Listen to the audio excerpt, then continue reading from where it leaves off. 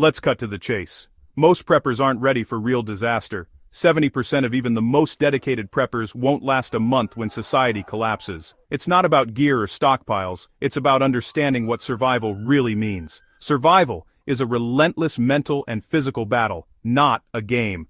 Real-world experience shows that most people miss the critical skills and mindset needed. In this video, we'll break down the 5 real reasons preppers fail, and how you can avoid being one of them. Stick around. This could be the most important prepping video you ever watch. The biggest threat isn't outside, it's in your mind. It's not the disaster, the chaos, or the unknown that breaks most people. It's the relentless voice inside your head, whispering doubts, feeding your fears, and amplifying every worry. Most people prep for external dangers but ignore the psychological grind of real crisis. They stockpile food, water, and tools, but forget to prepare for the mental battles that come with true adversity. We're addicted to constant stimulation. Phones, TV, social media. Our brains are used to a never-ending stream of noise and distraction, always something to occupy our attention. When that's gone, silence and isolation hit hard. The quiet becomes deafening, and the lack of distraction leaves you face to face with your own thoughts. I did a 1-week bug-in with my family. No internet, no phones, no screens, no outside contact, just us and the 4 walls around us. By day 4, the tension was real. Small annoyances grew into arguments, the air felt heavy, and patience wore thin. Boredom, uncertainty, and fear set in fast. The mind starts to wander, and every little problem feels magnified. You start to question every decision. Did you prepare enough? Did you make the right call? Doubt creeps in, and it's hard to shake. Without mental resilience, all your gear is just window dressing. It looks impressive, but it won't help if you can't keep your head straight. Stress inoculation is key. Expose yourself to discomfort before disaster strikes. Practice being uncomfortable so you're not shocked when it happens for real. Turn off your phone for a day. See how you handle the urge to check it, the itch for distraction. Go camping with minimal gear. Fast for 24 hours. Meditate. Challenge yourself to sit with discomfort and see what comes up. Learn to be alone with your thoughts. Write them down. Face them head on instead of running from them. These exercises toughen your mind and teach you to handle discomfort. They build the mental muscle you'll need when things get tough. Most preppers imagine a sprint, but real collapse is a marathon. Long, exhausting, and uncertain. It's not about surviving a single moment, but enduring day after day of stress and uncertainty. Your gear gets you in the game. Your mental strength keeps you there. The real test is staying focused and calm when everything feels out of control. If you break down because you can't handle boredom or fear, you're done. The strongest body can't save a mind that's already given up. The psychological pressure is immense, not just your fear, but your family's. You carry their hopes and anxieties too. If you crack, your whole group suffers. Your strength or weakness sets the tone for everyone around you. Most people have never carried that kind of weight.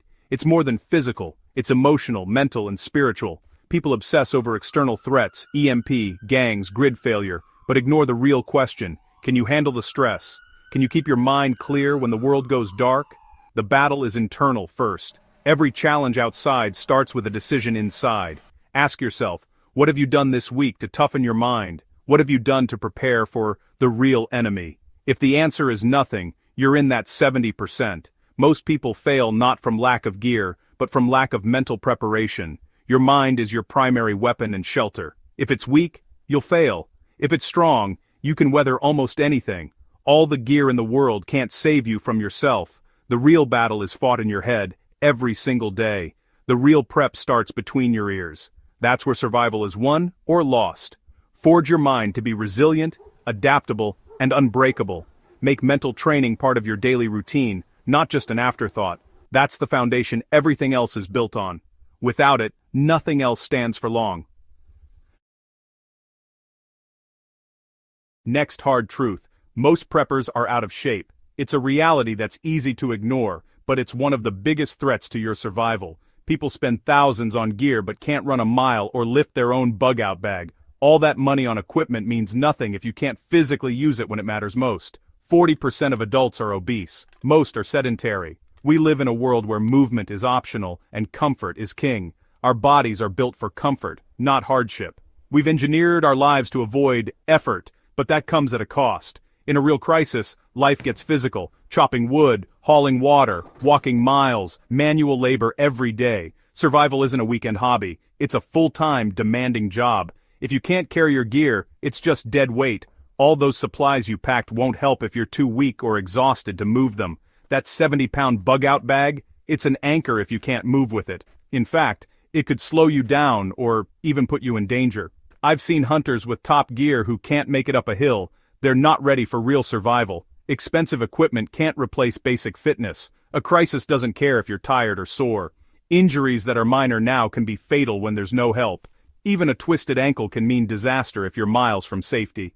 Health issues like high blood pressure or diabetes become deadly without meds or support. In a crisis, pharmacies are closed and doctors are gone. Your body can become your enemy if you neglect it. The very thing you rely on to survive can turn against you if you don't prepare it. The solution: treat your body as your most important survival tool. It's the one thing you can't buy or replace. You don't need to be an athlete, but you need functional fitness. That means being able to move, lift, and endure, not just look strong. Can you carry 50 pounds for 3 miles? That's a real test, and it's more important than any gear review. Chop wood for an hour? Climb a fence? These are the kinds of challenges you'll face, not just sitting in a tent. Start small. Walk. Hike with weight. Do push-ups. Squats. Pull-ups. Build up gradually, and make it a habit, not a one-time effort. Focus on real-world strength and endurance. Train for the tasks you'll actually need, not just for looks. Fitness isn't about looking good, it's about surviving. It's about being able to keep going when things get tough, when quitting isn't an option. You can't buy endurance or stockpile strength. You earn it daily. Every workout, every walk, every effort adds up. The survivors will be those whose bodies can handle the grind. When the world gets hard, only the prepared will keep moving forward. The rest will be cautionary tales, skeletons, and expensive gear. Don't let your body be the weak link in your survival plan. The next failure: prepping for fantasy, not reality. Too many people get caught up in the drama of end-of-the-world scenarios, letting their imaginations run wild with visions of chaos and destruction. Most preppers focus on Hollywood disasters, nuclear war, zombie apocalypse, while ignoring real, likely threats. The media and movies make these events seem urgent, but they're distractions from what's actually probable. Real disasters are boring. Power outages, job loss, floods, civil unrest. These are the emergencies that actually disrupt lives, not the ones that make for blockbuster movies. I call it prepping for Tuesday, not doomsday. It's about being ready for the next inconvenience, not the end of civilization. Most crises are local and temporary, not world-ending. A burst pipe, a neighborhood blackout, or a local evacuation is far more likely than a global catastrophe.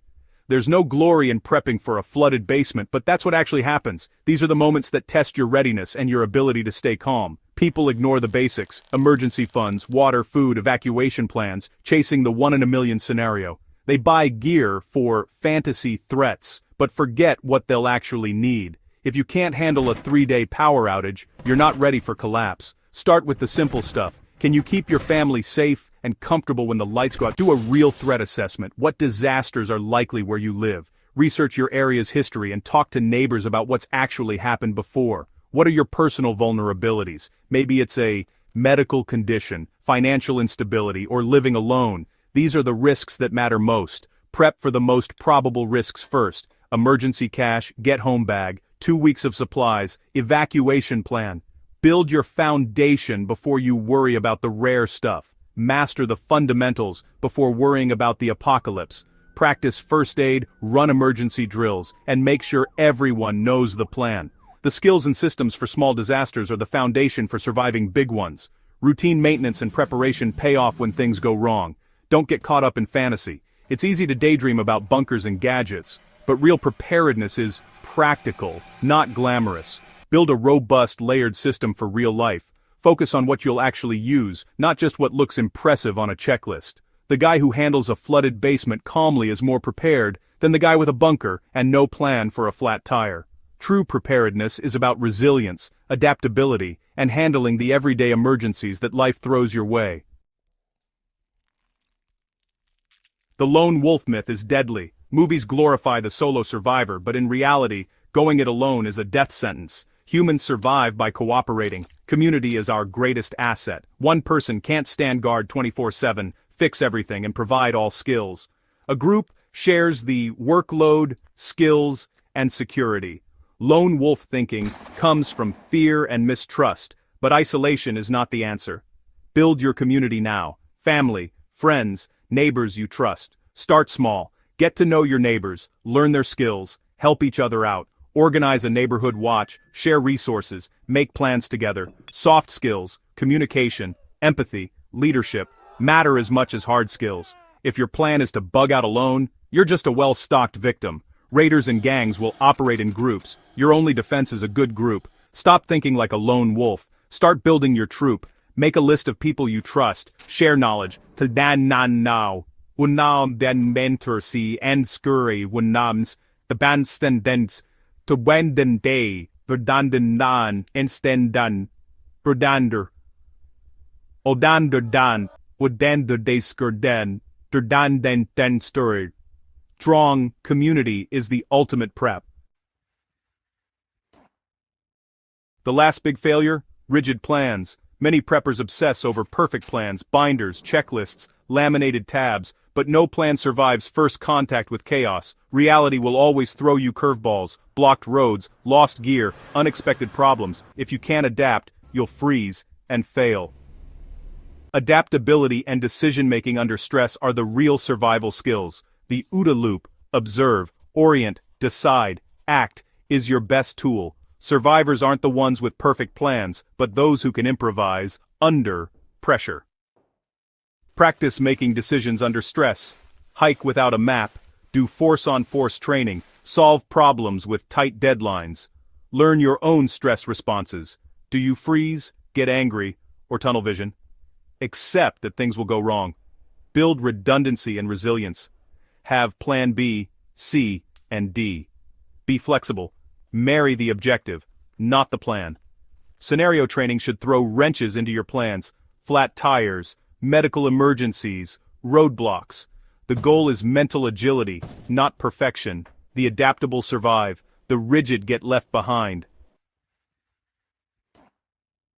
Those are the 5 horsemen of prepper failure. Weak mind, unfit body fantasy threats, lone wolf thinking, and rigid plans. Notice none of this is about gear, it's about you. The real prep is mental, physical, social, and adaptable. Stop collecting stuff. Start building skills and resilience. The person you become is the real prep. Build mental calluses, physical strength, community, and adaptability. That's what will get you through. What will you do this week to train your mind and body?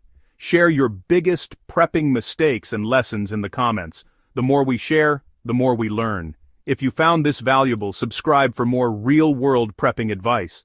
Stay safe, stay ready.